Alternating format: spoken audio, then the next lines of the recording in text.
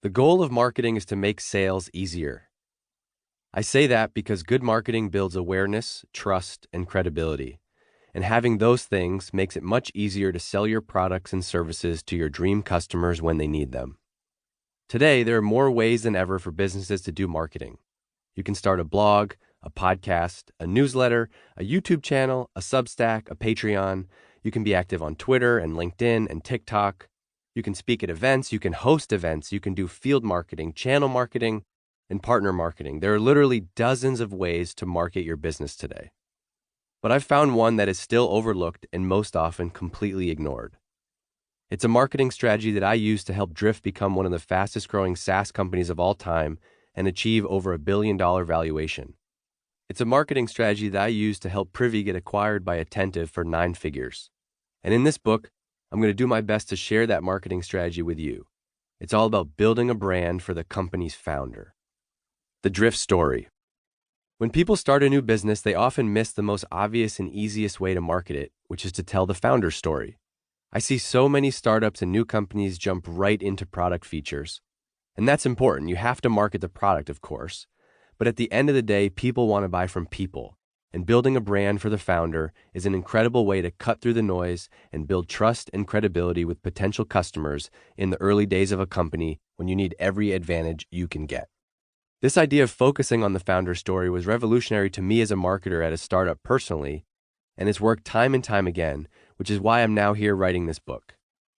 Marketing is all about understanding people, and what I knew was that people like to know other people, but I hadn't fully comprehended the power of the connection being with the founder.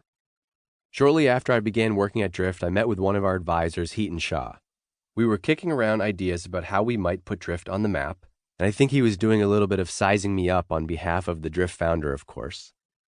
Heaton is a master of digital marketing and social media, especially when it comes to startups. And in our conversation, he pushed me on the idea of building a brand for David Cancel, the company's CEO and founder, instead of just pushing the Drift product. David Cancel had a big following on Twitter already and was well known in the local startup and VC community, so we went out into the Boston area to get him booked for speaking events, podcast interviews, and guest blog posts. His Twitter following was important because we were able to target our outreach to active and engaged members of that audience, aka people who already knew David. We used those connections to promote the idea of an innovative company in Boston. But we didn't just focus on the Drift product. We focused on telling David's story.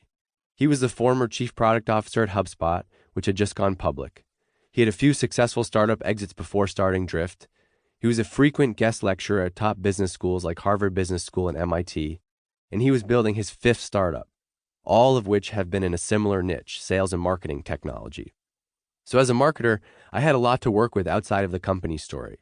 And then we launched his podcast, Seeking Wisdom, where each week he was on the mic, I got to play co-host, and we opened up a bit more. Instead of just seeing tweets from David about his experience, people were able to hear him firsthand through the podcast. Each week, we'd record new episodes where I'd interview David about his background, his life, learnings, working style, startup lessons, and more. And this allowed us to turn passive Twitter followers into raving podcast fans. Instead of just scrolling through Twitter and seeing David's tweets, we now had people literally listening to his voice in their headphones every week. And that podcast exploded.